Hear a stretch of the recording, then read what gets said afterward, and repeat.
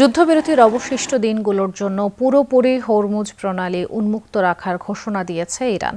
সামাজিক মাধ্যমের পোস্টে দেশটির পররাষ্ট্রমন্ত্রী এ ঘোষণা দেন।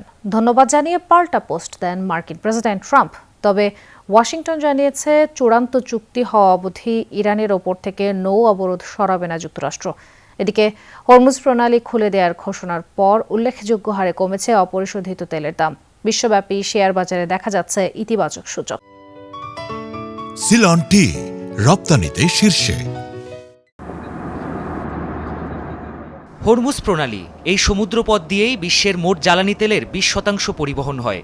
মধ্যপ্রাচ্যে যুদ্ধ শুরুর পর থেকেই কার্যত বন্ধ হয়ে পড়ে এই জলপথ। জ্বালানি তেলের মূল্য বৃদ্ধি সহ নেতিবাচক প্রভাব পড়ে বিশ্বের প্রায় সকল দেশের অর্থনীতিতে।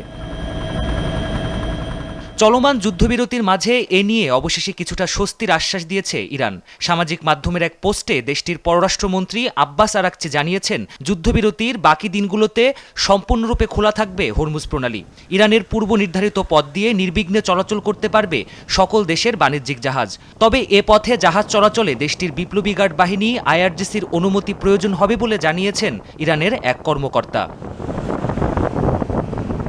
যুক্তরাষ্ট্রের পক্ষ থেকেও এসেছে ইতিবাচক সাড়া। ট্রুথ সোশ্যালে ইরানকে ধন্যবাদ জানিয়ে পোস্ট করেছেন মার্কিন প্রেসিডেন্ট ডোনাল্ড ট্রাম্প। অবশ্য চুক্তি না হওয়া অবধি ইরানের জাহাজ চলাচলে নৌ অবরোধ জারি থাকবে বলেও ঘোষণা দেন তিনি। ট্রাম্পের দাবি, হরমুজ প্রণালীতে সামুদ্রিক মাইন সরানোর কাজ করছে ইরান ও যুক্তরাষ্ট্রের সামরিক বাহিনী। হরমুজ প্রণালী খুলে দেওয়ার ঘোষণার পরক্ষণেই বিশ্ববাজারে কমেছে তেলের দাম। মার্কিন গণমাধ্যম এনবিসির প্রতিবেদন বলছে, এরই মধ্যে 11% কমে ব্যারেল প্রতি প্রায় $88 দাঁড়িয়েছে আন্তর্জাতিক বাজারে অপরিশোধিত তেলের দাম। হিটিং অয়েল ও গ্যাসের দামেও এসেছে কমতি। চাঙ্গা হয়ে উঠেছে বিশ্বব্যাপী শেয়ার বাজার। ইসরায়েল ও লেবাননের মধ্যে 10 দিনের যুদ্ধবিরতির পর হরমুজ প্রণালী পুনরায় খুলে দেওয়ার ঘোষণা দেয় ইরান।